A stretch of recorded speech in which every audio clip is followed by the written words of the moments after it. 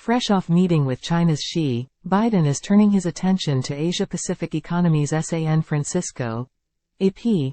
Fresh off his meeting with the leader of China, President Joe Biden on Thursday is addressing CEOs who are grappling with the risks to their businesses from world crises. He'll also spend time trying to persuade other Indo-Pacific leaders that the U.S. is committed to nurturing economic ties throughout the region. "We've got a few busy days ahead of us," Biden said during a welcome reception, ticking off a list of concerns and challenges for the leaders to examine.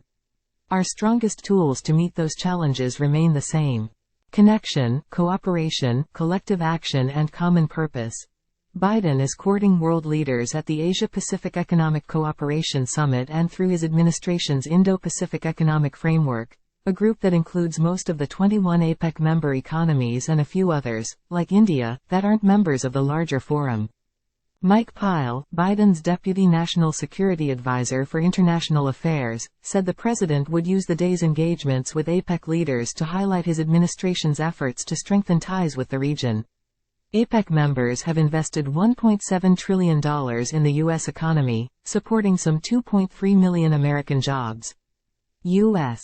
companies, in turn, have invested about $1.4 trillion in APEC economies. Biden during talks with APEC leaders planned to focus on sustainability, climate change and the clean energy transition. Pyle said the Democratic president will also pose for the traditional family photo with APEC leaders and host a working lunch and a fancy dinner. The U.S. hasn't hosted the annual Leaders Summit, started in 1993 by President Bill Clinton, since 2011. The group met virtually in 2020 and 2021 because of the coronavirus pandemic. Leaders did gather in Bangkok last year, but Biden skipped the summit because his granddaughter was getting married, and he sent Vice President Kamala Harris in his place. The annual Leaders Conference brings together heads of nations and other top economic and diplomatic leaders. Biden told those who gathered Wednesday evening at a welcome party, including Russia's representative, Deputy Prime Minister Alexei Overchuk, that today's challenges were unlike those faced by other APEC leaders. "How we're going to harness the potential of artificial intelligence to lift up the world, while minimizing the risks and safety concerns of the present," he said. "Will we act with the urgency necessary to dramatically curb carbon emissions and avert a climate catastrophe that threatens us all? Can supply chains be built that are more resilient and secure in the face of threats like natural disasters and pandemics?" First on Thursday, Biden was speaking to CEOs who are exploring new technologies and ideas of resilience. After decades of trade built on the premise of keeping prices low, accessing new markets and maximizing profits, many companies are now finding a vulnerable global economy. The Russia-Ukraine and Israel-Hamas conflicts aren't helping matters. The COVID-19 pandemic exposed frailties in their supply chains. Climate change has intensified natural disasters that can close factories. The Israel-Hamas war and Ukraine's defense against the Russian invasion have generated new financial risks, and new technologies such as artificial intelligence could change how companies operate and displace workers. Chinese President Xi Jinping, too, met with American business leaders at a $2,000 per plate dinner Wednesday evening. It was a rare opportunity for the business leaders to hear directly from the Chinese president as they seek clarification on Beijing's expanding security rules that could choke foreign investment. China is pursuing high-quality development, and the United States is revitalizing its economy, he said, according to an English-language translation. "There is plenty of room for our cooperation, and we are fully able to help each other succeed and achieve win-win outcomes." He signaled that China would send the U.S. new giant pandas, just a week after 3 from the Smithsonian National Zoo were returned to China, much to the dismay of Americans. There are only 4 pandas left in the United States, at the Atlanta Zoo. Biden and Xi understand that the complicated ties between the two nations have major global impacts.